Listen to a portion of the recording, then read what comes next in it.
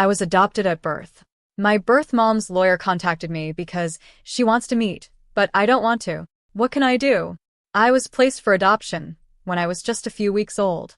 My parents adopted me when I was about 3 or 4 weeks old. I don't know much about my birth mother other than she was a teenager at the time, and I know absolutely nothing about my birth father.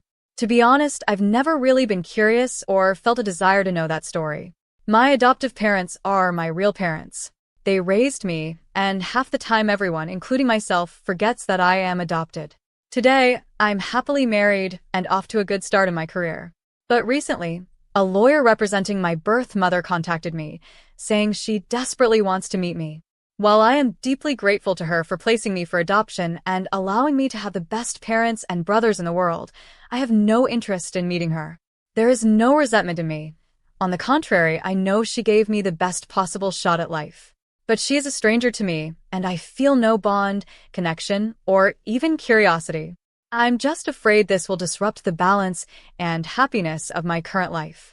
Am I a horrible person for not wanting to meet my birth mother? I'm feeling really down about this.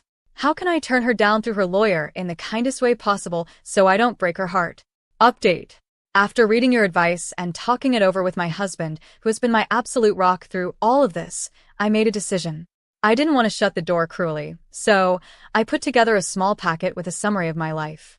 I wrote a brief synopsis of my childhood, my parents, and my brothers. I told her about my college major, my degree, my current job, my husband, my hobbies, and our future plans. I also included a few pictures of myself, my husband, and my family. I briefly thanked her for giving me the chance to have a wonderful life and assured her that I am very happy. I sent everything to the lawyer and asked him to explain that after a lot of thought, I'm just not ready for a meeting or to start any kind of relationship right now, but I wanted her to have this keepsake. I also asked if there was any important medical history in the family, as my husband and I want to start trying for a baby soon. The lawyer got back to me yesterday. He said my birth mother was moved to tears. While she was sad about not being able to see me in person, she was profoundly grateful for the photos and the letter. She sent word saying it was clear I had been raised with so much love. She also confirmed there are no major health issues in the family and asked if, through the lawyer, she could contact me in the future if anything important came up. I agreed.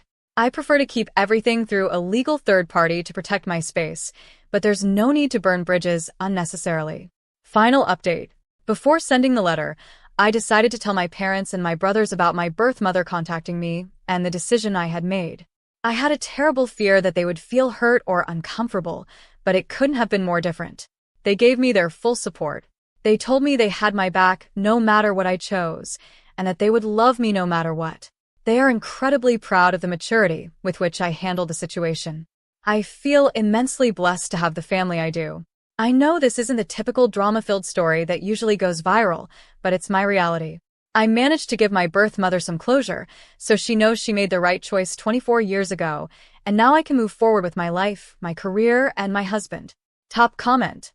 Honestly, putting together that summary of her life and sending photos was an act of tremendous kindness. Many people who have to place a baby for adoption spend decades wondering if their child was loved, well cared for, or if they turned out okay. Knowing that the answer is a resounding yes, and that their sacrifice was worth it, is incredibly healing. A very mature gesture by the author. What do you guys think? Do you think it was right to keep her distance through a lawyer, or would you have agreed to meet her in person?